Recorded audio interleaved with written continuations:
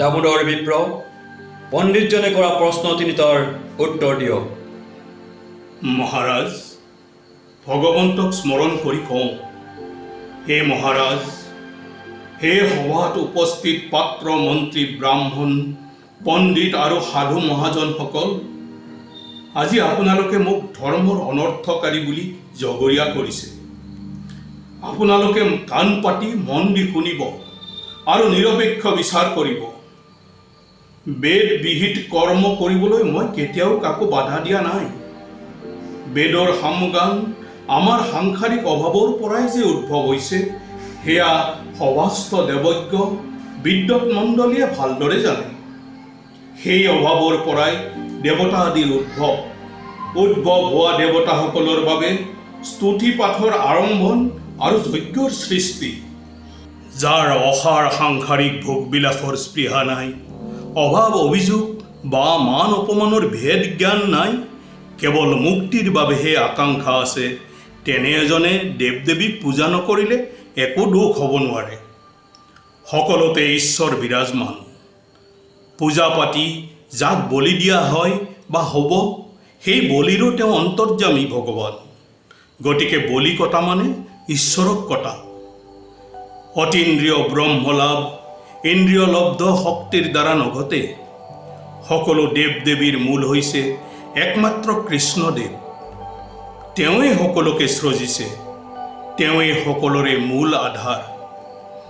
এতেকে আমি যদি একমাত্ৰ কৃষ্ণকে আৰাধনা কৰোঁ, তেন্তে আন দেৱ দেৱীক পৃথকে আৰাধনা কৰাৰ কোনো আৱশ্যক নাই। পণ্ডিত মণ্ডলীয়ে নিশ্চয় স্বীকাৰ কৰিব যে যুগ অনুসৰি ধৰ্মৰ ধাঁচা বেলেগ হয়। শ্ৰীমদ ভাগৱতত যুগ ধৰ্মৰ বিষয়ে উল্লেখ আছে। কৃতে যুদ্ধায়ত বিষ্ণু ত্ৰেতায়াং যজত মখৈ দাপৰে পৰিচৰ্যায়াং কলৌতদ্দৰী কীৰ্তনাত। সেইবাবে আমি বৃহৎ নাৰদীয় পুৰাণৰ শ্লোক হৰেৰ নামৈব মম জীৱনং কলৌ নাস্তেব গতিৰন্যথা, এনেকুৱা বচন মহাভাৰত আদি পুৰাণৰ প্ৰমাণৰ দ্বাৰা বেদ আৰু শাস্ত্ৰোক্ত নাম ধৰ্ম প্ৰচাৰ কৰিছোঁ। ইয়াত যদি আমাৰ কিবা ভুল হৈছে, ই যদি বেদ বিহিত হোৱা নাই, ইয়াৰ পৰা যদি ধৰ্মৰ গ্লানি ঘটিছে, তেন্তে সভাস্থ বিদ্যুৎ মণ্ডলীয়ে আঙুলিয়াই দি শুদ্ধ পথ দেখুৱাই দিয়ক। অন্যথাই আমি কোনোমতে ধৰ্মৰ গ্লানি কৰা নাই বুলি আমাক মিছা অপবাদৰ পৰা অব্যাহতি দিয়াৰ হুকুম দিয়ক। মহাৰাজ পৰীক্ষিতে শিৱবৰ দৈবজ্ঞ আৰু কামেশ্বৰগিৰিক দামোদৰ গুৰুৰ যুক্তি খণ্ডন কৰিবলৈ কৈছিল। কিন্তু দামোদৰ গুৰুৱে উল্লেখ কৰা বক্তব্য আৰু শ্লোক শাস্ত্ৰসন্মত। সভাৰ স্থলীত সমবেত পণ্ডিত মণ্ডলীয়ে দামোদৰ বিপ্ৰক শাস্ত্ৰজ্ঞ পণ্ডিত বুলি স্বীকৃতি দিয়ে, যাৰ ফলত ৰজা পৰীক্ষিত নাৰায়ণে দামোদৰ দেৱক মান সৎকাৰ কৰি ৰাজধানীত ধৰ্ম প্ৰৱৰ্তাই থাকিবৰ বাবে বিশেষ ব্যৱস্থা কৰিছিল। যুগয়বতাৰ দেৱ দামোদৰ তাৰিলা সংসাৰ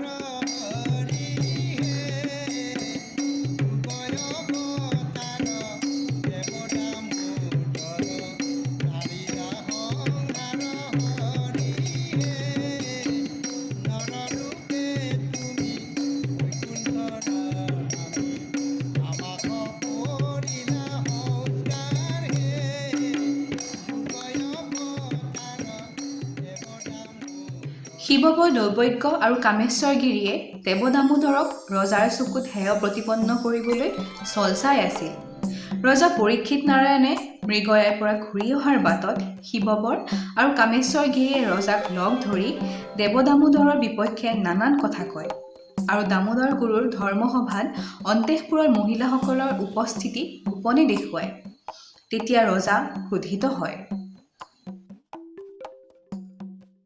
দামোদৰ গুৰু পুৱাৰ প্ৰসংগত আছিল।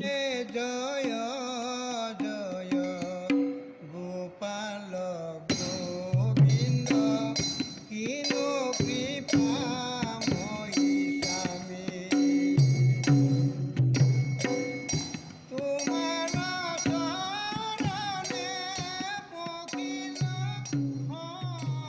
সময়তে ৰজাৰ দূত আহে। প্ৰভু, কোৱা, চকুলো টুকিছা কিয়? ৰজাই আপোনালৈ 10টি টকা আৰু 3খন কাপোৰ দি পঠাইছে। কিয়? ৰজাৰ আদেশ মৰ্মে আপোনাক সোনকালে সোণকোষ নদী পাৰ কৰি থৈ আহিব লাগে। ৰজাক ক'বা টকা আৰু কাপোৰ দেৱ দামোদৰে ঘূৰাই দিছে, আৰু ক'বা সোণকোষ পাৰ হৈ যাবলৈ মই এতিয়াই যাত্ৰা কৰিম। এয়া ভগৱানৰ ইচ্ছা। ভকতসকল, কাপোৰ বান্ধা, আমি এই স্থান এৰি যাব লাগে। শ্ৰী শ্ৰী দেৱ দামোদৰ গুৰুৱে ভকত সহকাৰে সোণকোষ নদীৰ পিনে আগবাঢ়ে। আন পিনৰ পৰা মুছলমানে উৎপীড়ন অত্যাচাৰ কৰি কামৰূপ ৰাজ্য দখল কৰে। দেৱ দামোদৰে ভকতসৱৰ লগত গৈ গৈ কচুবাৰী পোৱাত গধূলি উৰাই গৰখীয়াই ঘৰ চাপে। তেতিয়া এজন গৰখীয়াৰ সহায়ত দেৱ দামোদৰ আৰু ভকতে কচুবাৰী এঘৰ ব্ৰাহ্মণৰ ঘৰত আশ্ৰয় লয়। গাঁৱলীয়াৰ সহায়ত ব্ৰাহ্মণ ঘৰে দেৱ দামোদৰ আৰু ভকত শিষ্যসৱক আপ্যায়ন কৰে। গৃহস্থৰ আগ্ৰহত ভকতসকলে নাম কীৰ্তন কৰে।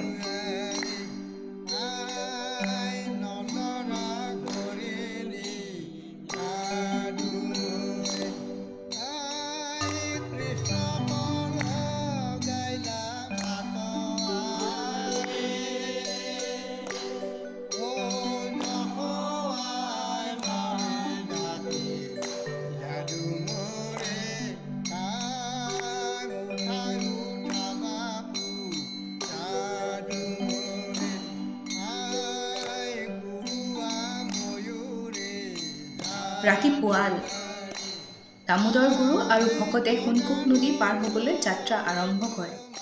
সেইদিনা গন্তব্যস্থান পাবলৈ কিছুদূৰ থাকোঁতেই পশ্চিম আকাশৰ পৰা সূৰ্যদেৱে বিদায় মাৰিলে। তেতিয়া দামোদৰ গুৰুৱে ভকত শিষ্যৰ লগত এটা ৰাজহুৱা নামঘৰৰ চোতালত থিয় হয়। সেইদিনা গাঁৱলীয়াসকলৰ সহায়ত নামঘৰতে নাম প্ৰসংগ কৰি ৰাতিটো পাৰ কৰে। ৰাতিপুৱা পুনৰ যাত্ৰা আৰম্ভ কৰে। এইটোৱেই সোণকোষ নদী, কামৰূপ আৰু কোচবিহাৰৰ সীমা। গুৰুদেৱ, আপোনালোকে কোচবিহাৰলৈ যাত্ৰা কৰা খবৰ পাই আহিলোঁ। প্ৰভু, আপোনাৰ আজ্ঞামতে এয়া ভাগৱতৰ প্ৰথম স্কন্ধৰ বিস্তৃত কথা বাগনি। তুমি পাটবাউসীত নিগাজিকৈ থাকিবা। ভাগৱতৰ মূল কথা ৰাখি ভাঙনি কৰিবা। আমি নদী পাৰ হওঁ, তুমি সোনকালে উভতি যোৱা। অতি চেনেহৰ কামৰূপ ৰাজ্য, তোমাক বিদায়। গুৰু দামোদৰ আৰু ভকতসকলে কোচবিহাৰ সোমাই এখন গাঁৱত প্ৰৱেশ কৰে। তেতিয়া সূৰুজটো হেৰাল, মানুহৰ মুখ স্পষ্ট চিনি নোপোৱা সময়। সেই গাঁৱৰে আধ্যবন্ত লোক লক্ষ্মণৰ ঘৰত দেৱ দামোদৰ উপস্থিত হয়। গুৰুদেৱৰ পৰিচয় পাই তেওঁলোকৰ ঘৰত থকা কুকুৰা, গাহৰি আদি স্থানান্তৰ কৰি গুৰুদেৱৰ ধৰ্ম গ্ৰহণ কৰে। তাৰপিছত ভকত সহকাৰে গুৰুদেৱে গধূলিৰ প্ৰসংগ কৰে। ৰাতিৰ আহাৰো গ্ৰহণ কৰে। লক্ষ্মণৰ অনুৰোধত তেওঁৰ গৃহত গুৰুদেৱ আৰু ভকতে এসপ্তাহ থাকে। লক্ষ্মণে গুৰুদেৱক কয়, গুৰুদেৱ, শৰণ ধৰ্মৰ নামত এটা কীৰ্তনঘৰ নিৰ্মাণ কৰিম। দামোদৰ গুৰুৱে আশীৰ্বাদ দিয়ে। লক্ষ্মীনাৰায়ণ ৰজাই কৈছিল, হয় মন্ত্ৰীবৰ, হঠাতে ৰাজসভা অনুষ্ঠিত কৰা হ'ল। কাৰণ দেৱ দামোদৰ গুৰুৱে তোৰখা নদীৰ পাৰত বাহৰ পাতিছে। সেই ঠাইৰ পৰা গুৰুক ৰথদলা আদিৰে আগবঢ়াই আনিব লাগে। ৰজাৰ মন্তব্যত মন্ত্ৰীৰ দূত পঠোৱাৰ প্ৰস্তাৱ দিয়ে। তেতিয়া ৰজাই কয়, ৰাজবিষয়া আৰু পাত্ৰমন্ত্ৰীসকল ঢাক ঢোল লৈ ৰথ চৌতালা সহকাৰে তোৰখা নদীৰ পাৰলৈ যাওক। গুৰু দেৱ দামোদৰক শিষ্য ভকত সমন্বিতে মহাসমাৰোহেৰে আদৰ যত্ন কৰি ৰাজধানীলৈ লৈ আনক।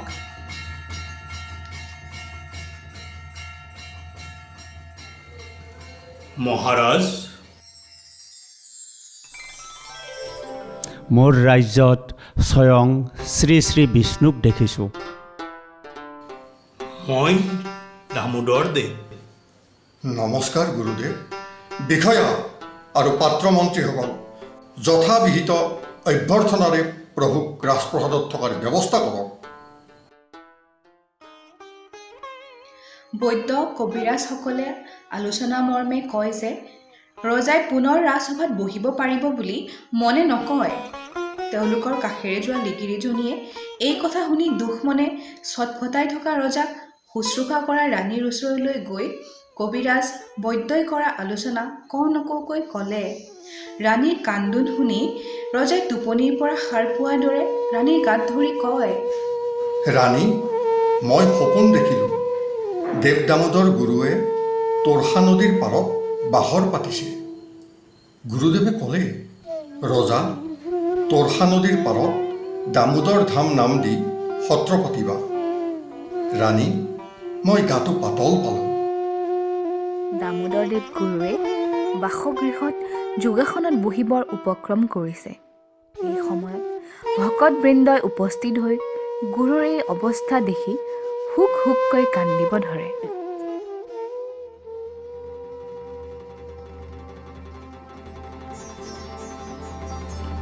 জন্ম মৃত্যু ভগৱানৰ ইচ্ছাধীন, কান্দি কাটি লাভ নাই।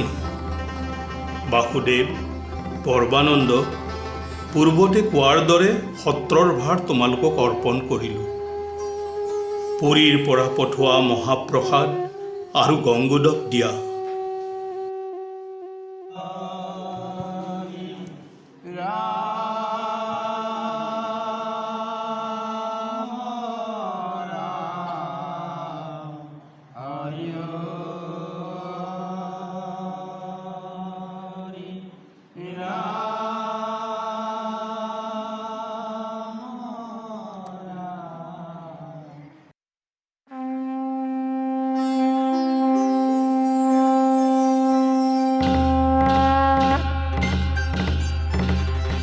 জয় জয় নাৰায়ণ, জয় দামোদৰ।